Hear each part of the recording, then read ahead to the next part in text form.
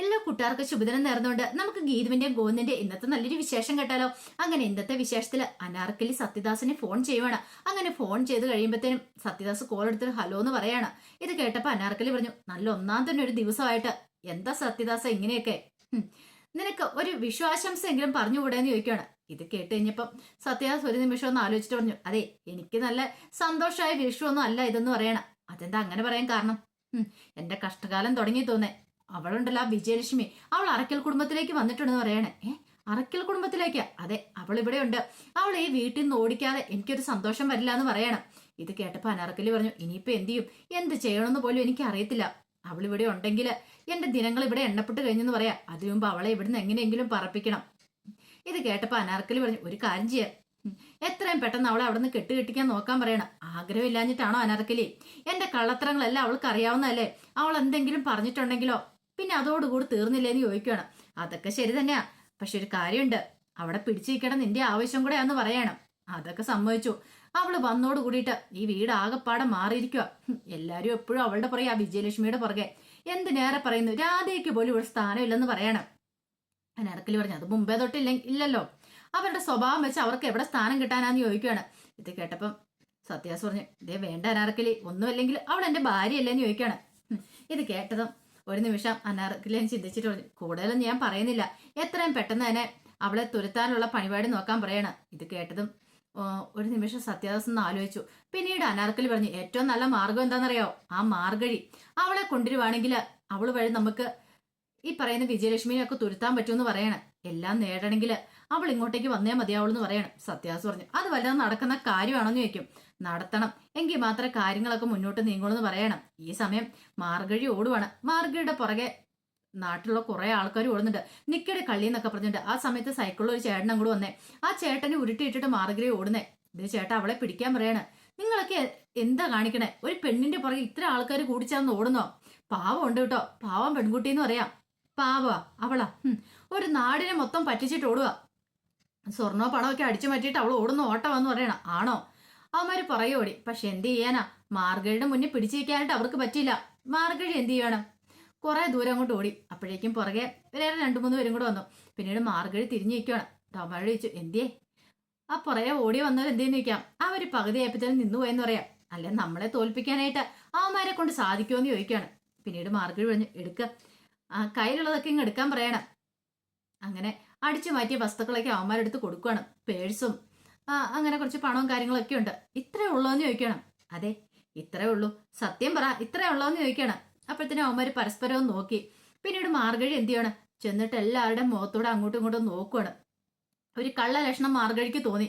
മാർഗഴിക്ക് മനസ്സിലായി ഇത് മാത്രമല്ല, ഇനി അവന്മാരുടെ കയ്യിൽ സാധനം ഉണ്ട്, അവന്മാര് മനഃപൂർവ്വം തരാതിരിക്കുന്ന കാര്യം. പെട്ടെന്ന് മാർഗഴി ഒരുത്തന്റെ പോക്കറ്റിലേക്ക് കൈയിട്ടു. നോക്കിക്കഴിഞ്ഞപ്പോ ഒരു സ്വർണ്ണമാല. മാർഗഴി പറഞ്ഞു, ഇത് മാത്രമല്ല ഉള്ളത്, ഇനിയുണ്ട്. പരിശോധിക്കാൻ പറ്റാത്ത പല സ്ഥലങ്ങളിലും ഞാൻ കൈയിടും. മര്യാദയ്ക്ക് എടുത്തു തരുന്ന നിനക്കൊക്കെ നല്ലതെന്ന് പറയണം. അതെ, നമുക്ക് എന്ത് കിട്ടിയാലും അത് അതിന്റെ പകുതി എനിക്കും ബാക്കി നിങ്ങൾക്ക് ഷെയറാ. അറിയാലോ ഞാൻ എത്ര കഷ്ടപ്പെട്ട ഈ ഡാൻസ് ഒക്കെ പഠിച്ചെന്നറിയാവോ എന്ന് പറയണം. അപ്പോഴേക്കും ഒരുത്തൻ എന്ത് ചെയ്യണം, തന്റെ പാൻറ്റിന്റെ പോക്കറ്റിൽ നിന്ന് ഒരു വളയെടുക്കുവാണ്. അങ്ങനെ വരട്ടെ, എനിക്കറിയായിരുന്നു അത് മാത്രം പോരെന്ന്. അങ്ങനെ വളയൊക്കെ എടുത്ത് സൂക്ഷ്മമായിട്ടൊന്ന് മാർഗഴി നോക്കുവാണ്. സൂപ്പറായിട്ടുണ്ട്. പിന്നീട് മാർഗഴി പറഞ്ഞു, കൊള്ളാം, ഇനി ഇതുപോലെയൊക്കെ വേണം അറിയാലോ എന്നും പറഞ്ഞിട്ട് പറഞ്ഞു, നമുക്കെല്ലാവർക്കും തുല്യമായിട്ട് നമ്മുടെ വീതം വെക്കാം എന്നും പറഞ്ഞ് മാർഗഴി അവിടെ ഇരിക്കുകയാണ്. അതിനുശേഷം ക്യാഷൊക്കെ എണ്ണി തിട്ടപ്പെടുത്തുക. മാർഗഴിക്ക് പകുതി, ബാക്കിയാണ് അവർക്ക് 3 പേർക്കുമായിട്ട് വീതം വെച്ച് കൊടുക്കുന്നത്. അങ്ങനെ വീതം വെച്ച് കൊടുത്തു. വീതം വെച്ച് കൊടുത്തിട്ട് മാർഗഴി പറഞ്ഞു, ഇനി ഇപ്പൊ അടുത്ത ദിവസം നമുക്ക് കാണാം. അറിയാലോ നമ്മളുടെ ഡീലിങ്സ് എന്താന്ന്, ഒന്നിനും ഒരു കുറവും വരില്ലെന്ന് പറയണം. അങ്ങനെ അതൊക്കെ പറഞ്ഞതിന് ശേഷം മാർഗഴി അങ്ങോട്ട് എഴുന്നേറ്റ് പോവാണ്. അപ്പൊ കിട്ടിയ പൈസ അവന്മാർ എണ്ണി നോക്കുകയാണ്. മാർഗഴിയുടെ കൂടെ നിൽക്കുന്നതുകൊണ്ട് എത്രയെങ്കിലും കിട്ടുന്നത്, അല്ലെങ്കിൽ എന്ത് ചെയ്തേരം എന്നൊരു ചിന്തയൊക്കെ അവരുടെ മനസ്സിലേക്ക് വരുന്നുണ്ട്. പിന്നീട് മാർഗഴി അങ്ങോട്ടേക്ക് എഴുന്നേറ്റ് പോവാ. ആ സമയം അറക്കൽ വീട്ടില് വലിയ പടക്കം പൊട്ടിയും കാര്യങ്ങളൊക്കെ നടക്കുവാണ്. എല്ലാവരും ഉണ്ട്. അയ്യപ്പേട്ടനും വരുണില്ല കേട്ടോ, അയ്യപ്പേട്ടനും വിനോദും ഷിബുവും അങ്ങനെ എല്ലാവരും ഉണ്ട്. പടക്കം പൊടിച്ചും ഗംഭീരമായിട്ടും പൂത്തിരിയൊക്കെ കത്തിച്ച് ആഘോഷിക്കുകയാണ്. അപ്പോഴേക്കും വിജയലക്ഷ്മി പറഞ്ഞു, അതെ ഒന്ന് നിർത്തുന്നുണ്ടോന്ന് ചോദിക്കുക. എന്താ? മാധവ് അവിടെ കിടന്ന് ഉറങ്ങുന്നുണ്ട്. അവൻ ഇതൊക്കെ കേട്ടിട്ടുണ്ടെങ്കിൽ അവൻ ഞെട്ടില്ലെന്ന് ചോദിക്കുക. ബെസ്റ്റ്, അവനല്ലായിരിക്കണം, അവൻ ഇതൊന്നും ഒരു പുത്തിരിയുള്ള കാര്യമില്ലെന്ന് പറയാണ്. ഇത് കേട്ടപ്പോൾ രേഖ പറഞ്ഞു, അയ്യോ ഞാനൊന്ന് പോയി നോക്കിയിട്ട് വരട്ടെ എന്ന് പറഞ്ഞ് രേഖ അകത്തേക്ക് കയറി പോവാണ്. ഈ സമയം രഞ്ജു പറഞ്ഞു എന്ത് ചെയ്യാനാ ദേ പ്രിയനേക്കാളും കാര്യമായിട്ടാ ഇപ്പൊ ഇത് കണ്ടോ രേഖയിച്ച് കുഞ്ഞിനെ നോക്കണമെന്ന് പറയാണ്. പ്രിയയ്ക്കൊരു കുഴപ്പമില്ല, കുഞ്ഞു കിടന്ന് കഴിഞ്ഞാലും പ്രശ്നമൊന്നുമില്ല, കണ്ടോ രേഖേച്ചിക്ക് എത്ര ഉത്തരവാദിത്വം നോക്ക് എന്നൊക്കെ പറയണം. അങ്ങനെ അവര് സന്തോഷത്തോട് കൂടിയിട്ട് അങ്ങനെ പടക്കം പൊടിച്ചോണ്ടിരിക്കുന്ന സമയത്ത് ഗോവിന്ദ് അങ്ങോട്ട് വരുന്നേ. ഗോവിന്ദ് അങ്ങോട്ട് വന്നിട്ട് അവരോടൊപ്പം ജോയിൻ ചെയ്യാണ്. ഇതെല്ലാം കണ്ടിട്ട് വിജയലക്ഷ്മിക്ക് ഭയങ്കര സന്തോഷമായി. ഈ സമയം ഗീത പറഞ്ഞു ഞാൻ ഇപ്പൊ വരാന്ന് പറഞ്ഞോണ്ട് ഗീത എന്ത് ചെയ്യണം, ഗീത അങ്ങോട്ടേക്ക് കയറി പോവാണ്. ആ സമയത്താണ് വിനോദ് അങ്ങോട്ടേക്ക് വന്നേ. വിനോദ് വന്നിട്ട് ഫോൺ ചെയ്യുവാണ്. അവിടെ മാറി നിന്നിട്ട് വിനോദ് പറഞ്ഞു ഞാൻ ഇപ്പൊ തന്നെ വരാം, ഒരു കുറച്ച് സമയം ഒന്ന് വെയിറ്റ് ചെയ്യേ എന്നൊക്കെ ഫോൺ ചെയ്ത് പറയണം. ആ സമയത്ത് വിനോദിന്റെ അരിയിലേക്ക് ഗീത നിന്നു. ഗീത എന്നിട്ട് ചോദിച്ചു അല്ല നീ എങ്ങോട്ട് പോകുന്ന കാര്യ പറഞ്ഞെന്ന് ചോദിക്കാം. ഒരിടത്തേക്കും ഇല്ലേ ചേച്ചി, സത്യം പറ നീ അങ്ങോട്ട് പോവാ? അത് പിന്നെ എന്റെ ഫ്രണ്ട്സിന്റെ അടുത്തേക്ക്. ഏത് ഫ്രണ്ട്സിന്റെ അടുത്ത്? ഇന്നാൾ ആ മയക്കുമരുന്ന് കേസ് പിടിച്ച ആ ഫ്രണ്ട്സിന്റെ അടുത്താണോ? കൊള്ളാം, നല്ല കഥയെ. അതൊന്നും നടക്കത്തില്ല മോനെ, ഇന്നൊരു ഇഷ്യൂ ആയിട്ട് നീ ഒരിടത്തേക്കും പോകത്തില്ലെന്ന് പറയണം. അല്ല എന്താ ചേച്ചി ഇങ്ങനെയൊക്കെ പറയണേ, ഞാൻ പറഞ്ഞാൽ എന്താ തെറ്റിരിക്കുന്നേ? നീ ഒരിടത്തേക്കും പോകാൻ പോകുന്നില്ലെന്ന് പറയണം. ആകപ്പാടെ സങ്കടമായിപ്പോയി വിനോദിന്. പക്ഷെങ്കിൽ ഗീത പറഞ്ഞ പിന്നെ അനുസരിക്കാതിരിക്കാൻ പറ്റില്ലല്ലോ. ആ സമയം ഇതെല്ലാം കണ്ടും കേട്ടും രാധികാമ്മ വരണു അവിടെ നിൽക്കുകയാണ്. രാധികാമ്മയ്ക്ക് വരണു സഹിച്ചില്ല. രാധികാമ്മ പറഞ്ഞു കണ്ടില്ലടാന്ന് ചോദിക്കുക. വരും പറഞ്ഞു എനിക്ക് ഒരു ചെറിയ പൂത്തിരി പോലും അവർ കത്തിക്കാൻ തന്നില്ല, എന്നെ കണ്ടിട്ട് അവർ മൈൻഡ് ചെയ്തില്ല എന്ന് പറയണം. രാധിക പറഞ്ഞു നിന്റെ പൂത്തിരി മനുഷ്യരുടെ ആകപ്പാടെ ഭ്രാന്ത് പിടിച്ച് നിൽക്കുക. എന്നെയാണ് അവർ മൈൻഡ് ചെയ്യുന്ന പോലും ഇല്ല, അവരുടെ മുന്നിൽ ഞാൻ ഒന്നും അല്ലാതായിട്ട് മാറിയിരിക്കുക, എനിക്ക് ആകപ്പാടെ സമനിലേറ്റുന്ന പോലെ തോന്നണമെന്നൊക്കെ പറയണം. ഇത് കേട്ടത് വരും പറഞ്ഞു അമ്മ അനുഭവിച്ചോ, ഞാൻ അപ്പോഴേ പറഞ്ഞ ഇവരുടെ കൂടെ ഒന്നിനും നിൽക്കല്ലെന്ന്, എല്ലാത്തിനടുത്ത് തലേ കയറ്റി വെച്ചു. എന്നിട്ട് ഇപ്പൊ കണ്ടില്ലേ എല്ലാരും കൂടെ ആഘോഷിക്കുമ്പോ നമ്മളെ മൈൻഡ് ചെയ്യുന്നുണ്ടോ എന്ന് ചോദിക്കുക. ശരിക്കും പറഞ്ഞാല് ദേ ആ എന്റെ അച്ഛന് സത്യദാസനല്ല എന്റെ അച്ഛൻ ഭാസ്കരന് ഇത്രയെങ്കിലും ഫുഡെങ്കിലും കൊണ്ടേ ഇവർ കൊടുക്കണ്ടല്ലായിരുന്നു, അതെങ്കിലും കൊടുത്തോന്ന് ചോദിക്കുകയാണ്. പാവം ഞാൻ കൊണ്ടേ മുറിയിലേക്ക് കൊണ്ട് ഇത്രയും ഭക്ഷണം കൊടുത്തുമ്പോ എത്ര സന്തോഷത്തോടെ കഴിച്ചതെന്ന് അറിയാമെന്ന് ചോദിക്കാം. ഇത് കേട്ടപ്പോ രാധിക പറഞ്ഞു അതെ നിന്റെ അച്ഛനോട് ബഹുമാനമൊക്കെ ആവും, പക്ഷെ ഇത്ര അങ്ങോട്ട് സെന്റിമെന്റ്സ് കാണിക്കേണ്ട കാര്യമുണ്ടോ എന്ന് ചോദിക്കും. അതെന്താ? അല്ല മുമ്പ് നിനക്കറിയാലോ എന്നെ ഉപേക്ഷിച്ചിട്ട് പോയ അയാള്, എന്നിട്ട് ഇപ്പോഴോ ഒരു നല്ല കാലം വരുവാന്ന് പറഞ്ഞ് ഇപ്പത്തേനും വന്ന് കയറിയിരിക്കുന്ന, അതുകൊണ്ട് അത്ര വലിയ സെന്റിമെന്റ്സിന്റെ കാര്യമൊന്നും ഇല്ലാന്ന് പറയാം. ശരി ഒരു പൊടിക്ക് താഴെ അല്ലെന്ന് ചോദിക്കുക. അതെ ഒരു പൊടിക്ക് താന്നാ മതി എന്നൊക്കെ പറയണം. അങ്ങനെ അവരവിടെ നിൽക്കുകയാണ്. ഈ സമയത്ത് ഭയങ്കര സന്തോഷത്തോട് കൂടിയിട്ട് മാർഗഴി എന്ത് ചെയ്യുവാണ്, തൻ്റെ ആ ചെറിയ കോളനിയിലേക്ക് പോകണം. അപ്പം മാർഗഴിയുടെ അമ്മ ആ പാട്ട് ടെൻഷൻ അടിച്ചിരിക്കുക. ഇതുവരെയായിട്ട് മാർഗഴിനെ കണ്ടില്ല, കൂടെ കുറെ കുട്ടിപ്പട്ടാളും ഉണ്ട്. പിന്നീട് മാർഗഴിയുടെ അമ്മ പവിഴം പറഞ്ഞു ഇതുവരെയായിട്ടും അവള് വന്നില്ലല്ലോ, എവിടെ പോയി ഇരിക്കുന്നതാണോ എന്തോ. അങ്ങനെയൊക്കെ പറഞ്ഞുകൊണ്ടിരിക്കുന്ന സമയത്ത് കുറച്ച് ദൂരേന്ന് പടക്കം പൊടിക്കുന്ന സൗണ്ട് കിട്ടും. ദൈവമേ മാർഗഴിനെ പിടിച്ചെന്ന് തോന്നേ. എന്നാൽ ഇതോടുകൂടി കാര്യങ്ങളൊക്കെ അവതാളത്തിലാവും.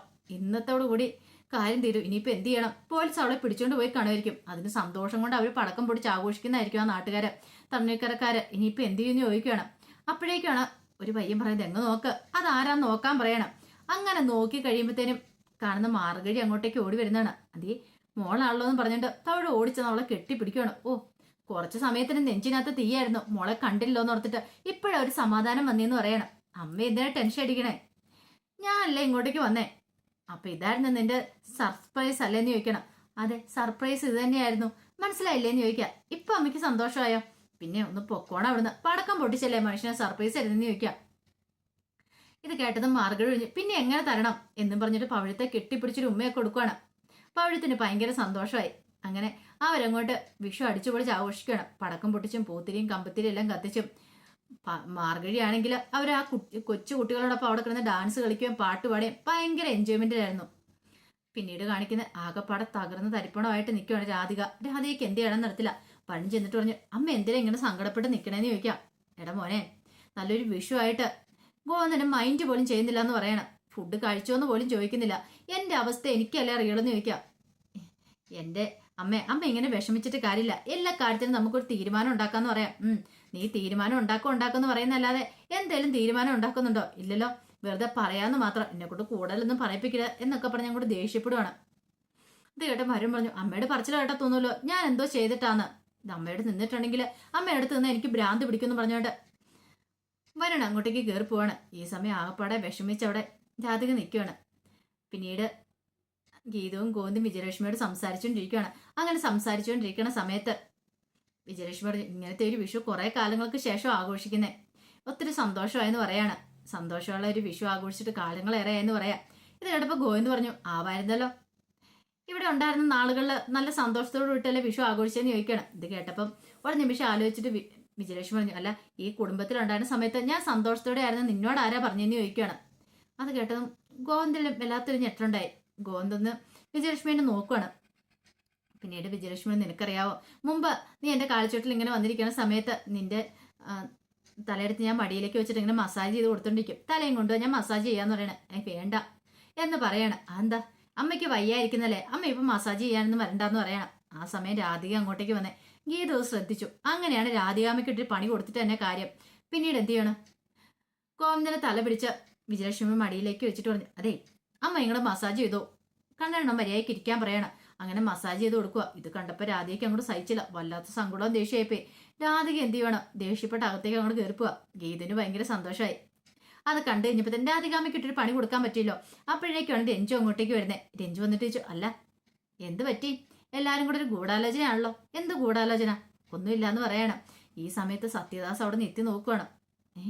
അവരെല്ലാരും കൂടെ അങ്ങനെ എൻജോയ് ചെയ്തിരിക്കുവാണ്. അപ്പോഴേക്കും ഗോവിന്ദ് പെട്ടെന്ന് ആ കാഴ്ചയുണ്ട്. സത്യദാസ് മുറിയിൽ നിന്ന് ഇങ്ങനെ ആമ ഇങ്ങനെ പുറത്തേക്ക് തല വലിച്ച് നീട്ടി നോക്കുന്ന പോലൊക്കെ നോക്കുന്ന ഒരു നോട്ടം. ഓഹോ, എന്തൊക്കെ ഇവിടെ പറയുന്ന അറിയാൻ വേണ്ടിയിട്ട് ഒളിഞ്ഞു നോക്കിയെന്ന് കേൾക്കണമെന്ന് തോന്നുന്നു കാര്യങ്ങളല്ല. അങ്ങനെയാണ് അയാളെ എത്രയും പെട്ടെന്ന് ഇവിടുന്ന് കെട്ടിക്കണം എന്ന് തീരുമാനിക്കണം. ഗോവിന്ദ് അങ്ങനെ മനസ്സ് വിചാരിച്ചതിന് ശേഷം ഗീതനോട് ചോദിച്ചു, അല്ല രഞ്ജുവിൻ്റെ നിന്റെയൊക്കെ ഇത് കൂട്ട് അടുത്ത ചെക്കപ്പ് എന്നാന്ന് ചോദിക്കുകയാണ്. ഇത് കേട്ടപ്പം ഒരു നിമിഷം ഗീത പറഞ്ഞു, അത് പിന്നെ അടുത്ത ദിവസം ഉണ്ടെന്ന് പറയാം. അന്നൊരു കാര്യം ചെയ്യാം, ഡോക്ടറെ വിളിച്ച് ബുക്ക് ചെയ്തോ, നമുക്ക് എത്രയും പെട്ടെന്ന് മെഡിക്കൽ ചെക്കപ്പിന് പോകണമെന്ന് പറയണം. ഇത് കേട്ടപ്പം ഗീത, അല്ല അത് പിന്നെ കണ്ണേട്ടാ ഞാൻ എന്തായാലും കുഴപ്പമുണ്ടെന്ന് നിൽക്കും. ഒന്നുമില്ല.